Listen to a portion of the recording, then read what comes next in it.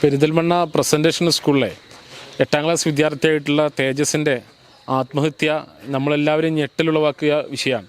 യഥാർത്ഥത്തിൽ ഒരു 8ാം ക്ലാസ് വിദ്യാർത്ഥിയോട് വളരെ മോശമായി വിദ്യാഭ്യാസ സ്ഥാപനത്തിലെ ക്ലാസ് ടീച്ചറും പ്രധാന അധ്യാപികയ്ക്ക് മോശമായി പെരുമാറി എന്നാണ് നമുക്ക് അറിയാൻ വേണ്ടി കഴിഞ്ഞത്. ഒരാഴ്ച കഴിഞ്ഞു ഈ ആത്മഹത്യയുമായി ബന്ധപ്പെട്ട വിഷയങ്ങൾ പുറത്തു വന്നിട്ട്. പക്ഷേ ഇതുവരെ ആ വിദ്യാലയത്തിലെ അധ്യാപകർ രക്ഷിതാക്കളുമായി പേഴ്സണലി സംസാരിക്കാനോ ഈ വിഷയങ്ങളുമായി ബന്ധപ്പെട്ടുകൊണ്ട് കുടുംബാംഗങ്ങളെ സമാശ്വാസപ്പെടുത്താനൊന്നും ഇതുവരെ അവർ മുതിർന്നിട്ടില്ല എന്നുള്ളതും നമ്മൾ ദുരൂഹതയുണ്ടാക്കുന്ന ഒരു കാര്യമാണ്.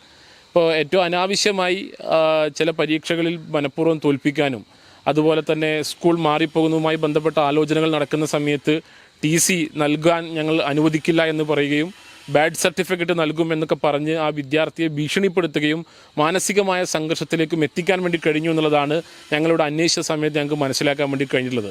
അപ്പോൾ ഇത്തരമൊരു 8ാം ക്ലാസ് വിദ്യാർത്ഥിയെ പോലും ഇത്തരത്തിലേക്ക് ചില കാര്യങ്ങളൊക്കെ പറഞ്ഞുകൊണ്ട് മാനസികമായി സംഘർഷത്തിലേക്ക് എത്തിച്ച് ബോധപൂർവം ആ വിദ്യാർത്ഥിയെ ആത്മഹത്യയിലേക്ക് തള്ളിവിടുന്ന ഒരു സമീപനമാണ് പ്രസൻറ്റേഷൻ സ്കൂളിലെ അധികാരികളുടെ ഭാഗമായിട്ടുണ്ടായിട്ടുള്ളത്. SFI ഇതിനെ നോക്കിക്കാണുന്നത് ഒരു ആത്മഹത്യ ആയിട്ടല്ല, മറിച്ചൊരു ഇൻസ്റ്റിറ്റ്യൂഷണൽ മർഡർ ആയിക്കൊണ്ടാണ്.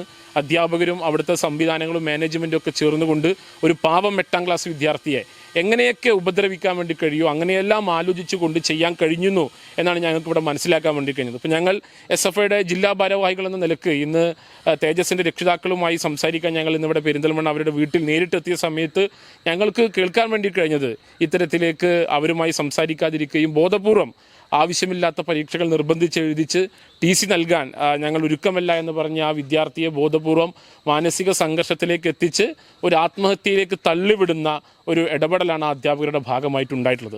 അപ്പോൾ തീർച്ചയായും ഒരു കേരളത്തിൻ്റെ ഒരു പൊതുവിദ്യാഭ്യാസ മേഖലയ്ക്ക് ഒട്ടും മാതൃകയായിട്ടുള്ള ഒരു സമീപനമല്ല ഇവിടെ പ്രസൻറ്റേഷൻ സ്കൂളിലെ അധ്യാപകരുടെ ഭാഗമായിട്ടുണ്ടായിട്ടുള്ളത്. ഇതിനെതിരെ ശക്തമായ സമരങ്ങളുമായി SFI മുന്നോട്ട് പോകും.